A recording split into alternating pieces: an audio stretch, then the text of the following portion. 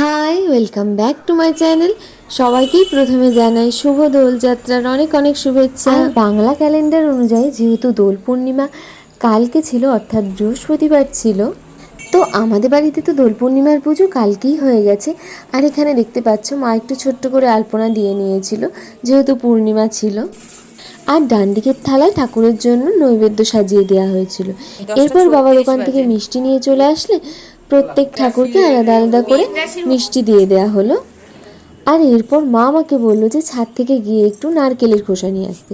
তো আমি সেই মতো ছাদে চলে গেলাম। ছাদে যেতেই তো ভীষণ রোদ, কোনো রকমে আমি তাড়াতাড়ি করে খোসাগুলো নিয়ে সঙ্গে সঙ্গে নিচে চলে এলাম এবং মাকে দিয়ে দিলাম।